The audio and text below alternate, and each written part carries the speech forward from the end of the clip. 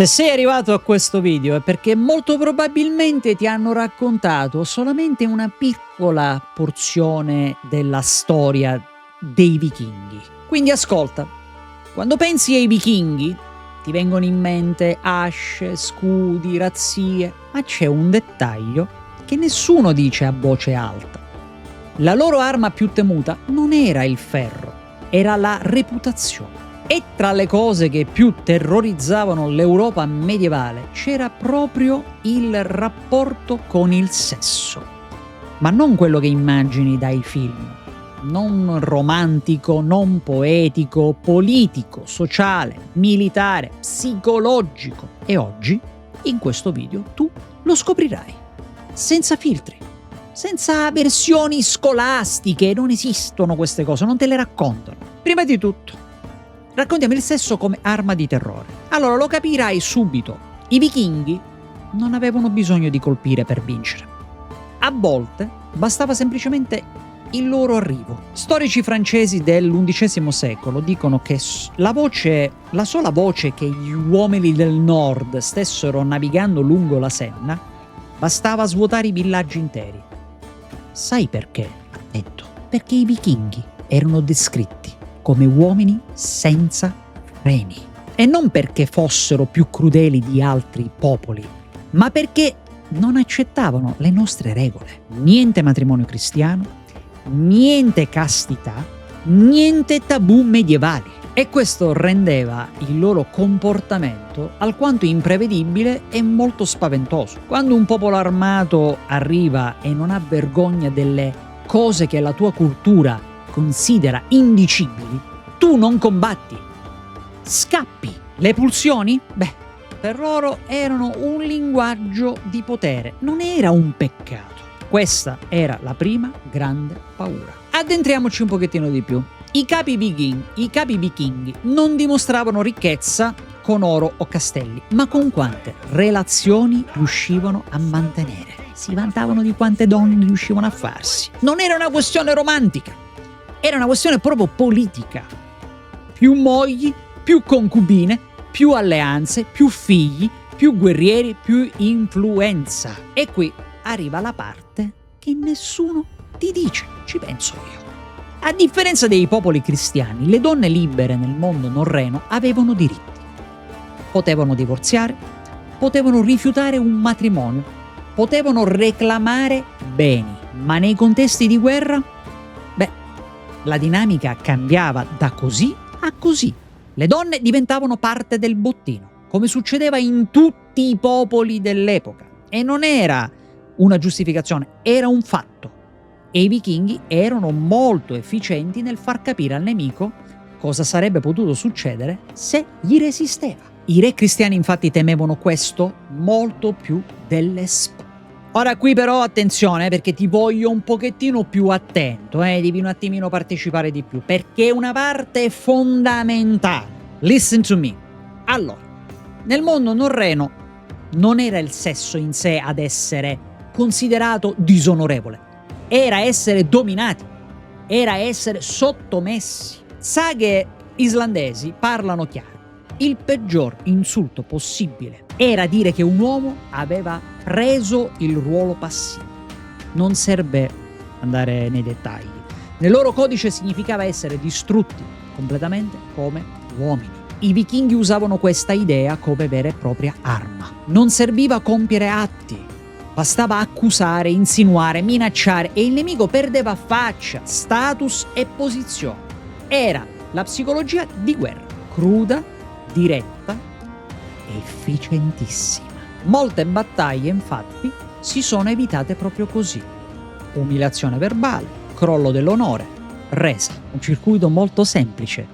E tu non lo hai mai letto nei libri di scuola, perché nessuno di questi dettagli ti viene raccontato. Ma un altro dettaglio che non ti viene proprio raccontato è il seguente, e vorrei che però tu non fraintendessi. Per i vichinghi il sesso era un atto sacro. Freyr e Freya, divinità della fertilità, non erano figure edulcorate, erano dirette, reali, erano fisiche e il sesso nei rituali era visto come contatto con la forza della vita. Però non devi immaginarti delle orge, questa è roba da romanzi ottocenteschi. Devi immaginare un popolo che non copriva il sesso con vergogna religiosa come facevano i cristiani in tempo medievale. Perché quando un cristiano li vedeva celebrare rituali sulla terra con simboli che lui interpretava come osceni, rimaneva scioccato, completamente scioccato. Le lettere dei monaci, di quelli anglosassoni, parlano di costumi indecenti e riti abominevoli. Per i vichinghi era semplicemente la normalità. Magari fosse così anche oggi.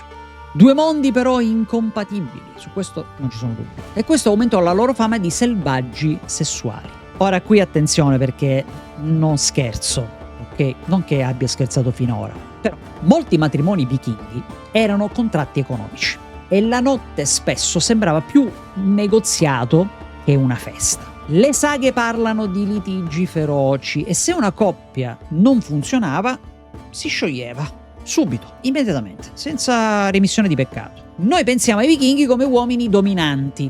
In realtà nel matrimonio le donne avevano una voce molto potente, proprietà, gestione della casa, possibilità di separarsi, cose che nel Medioevo cristiano non esistevano. Difatti, il mondo cristiano guardava tutto questo con sospetto.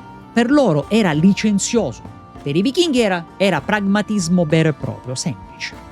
Il vero shock per un europeo nel 900 d.C. non erano le razzie, era capire o scoprire che le donne norrene non erano sottomesse come quelle cristiane. Queste cose li facevano impazzire. E adesso arriviamo alla sezione più cruda.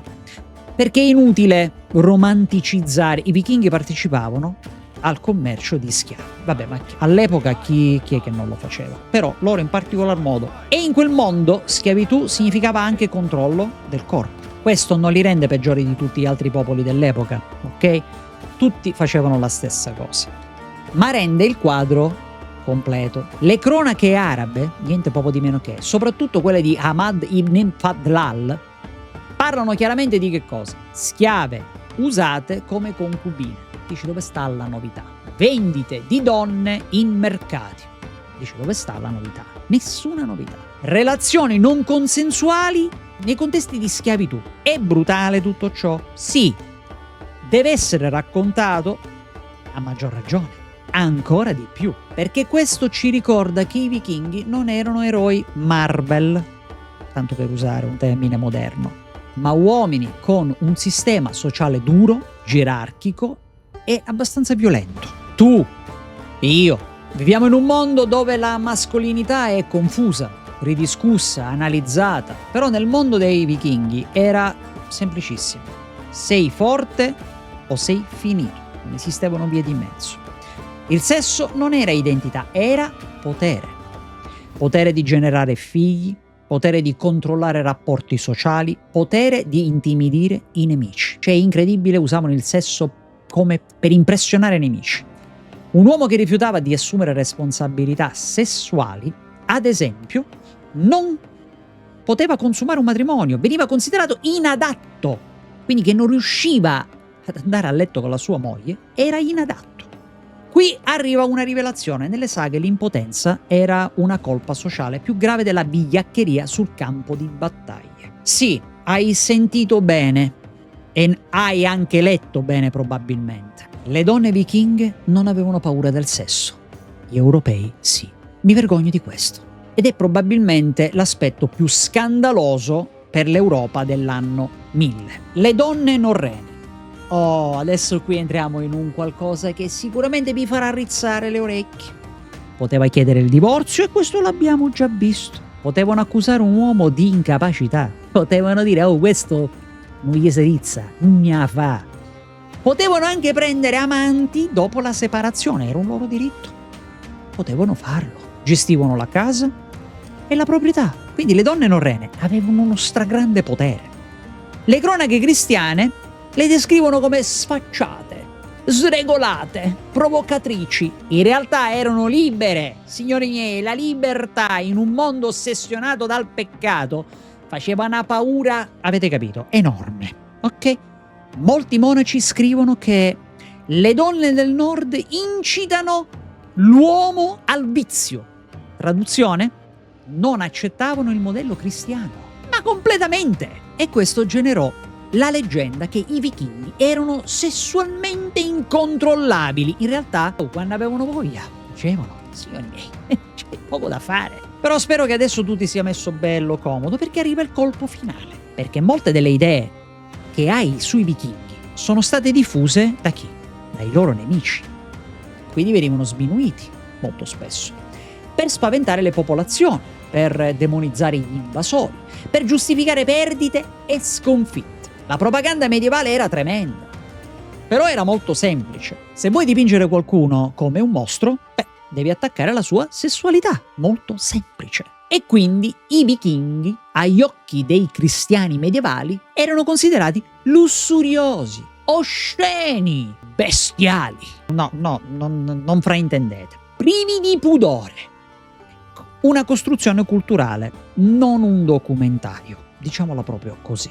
Va bene? La verità, in realtà, è che la loro sessualità era più libera, più pragmatica, più fisica. E quindi agli occhi dei cristiani sembrava scioccante. Ma molte storie estreme erano esagerazioni, o probabilmente neanche vere, erano invenzioni dei cristiani. La paura è un'arma molto, ma molto più potente delle asce. Però io non ti voglio lasciare senza questa rivelazione. Una rivelazione te la devo fare.